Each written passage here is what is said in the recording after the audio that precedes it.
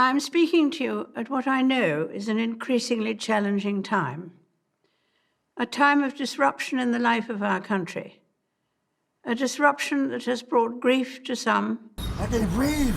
Financial difficulties to many. How are we going to afford to keep the lights on in the house? And enormous changes to the daily lives of us all. Are you going to allow the government to tell you you have to wear a mask? COVID-19. Is this the Great Equaliser many claim it is? Are we really all in this together? Or has this pandemic worsened the discriminatory structures that already exist? Countries like New Zealand and Norway have been a great example of leadership during these times. The same can arguably not be said of countries like the United States and the United Kingdom. No wonder, with a president who constantly ignores the threat and diminishes the recommendations proposed by health professionals. But not even Trump could escape the pandemic. I think this was a blessing from God that I caught it. The ignorance of our leaders and their lack of empathy for their people show us so much. It makes you wonder if they are worthy of representing their people, if they're so separated from reality. It's no question that the coronavirus has impacted the lives of all of us. We are all in danger of catching the virus. And although certain groups are more vulnerable medically speaking, we all risk falling sick and jeopardising the safety of those around us.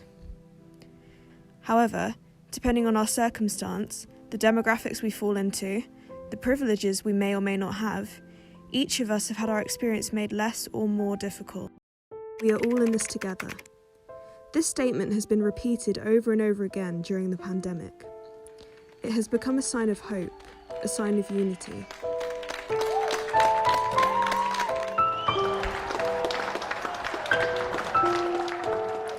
But is it just an illusion?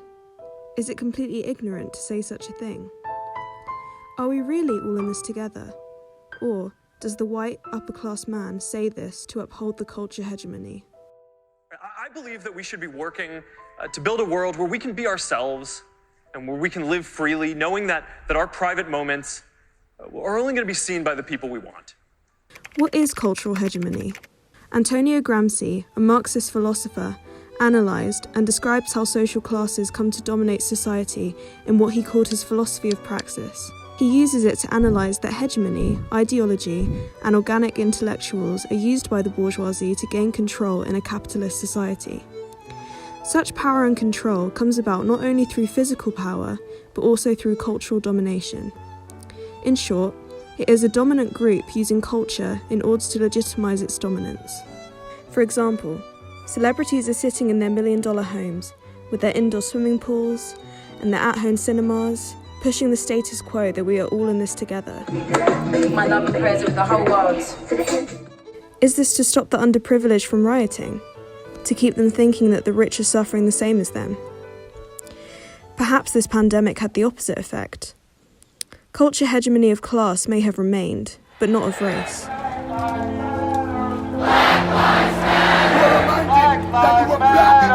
America has looted black people.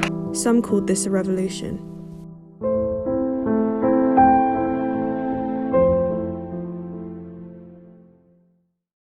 There is no doubt, however, that each person seems to have struggled during the pandemic. But the privileged person's problems have shown how out of touch they are with reality. The privileged complain about their nannies being off work, thus obligated to take care of their own children. I'm hiding in the guest room because my kids will not leave me alone. They complain about doing too much retail therapy at this time, losing control over their spending, whilst the underprivileged have lost their jobs and are forced to take high-risk jobs to pay for the food on their table. Obliviousness towards the suffering and labour of others at times borders on indifference. How many times have you heard phrases such as, I think COVID is God's gift. How many of the people who say these things do you think have ever had to deal with financial strain, or had to lose loved ones, or faced racial injustice, or domestic violence at home? This mirrors the film Parasite, where Miss Park claims that the storm from the night before was a blessing, completely ignorant to the fact that thousands of people in the city were displaced as a result.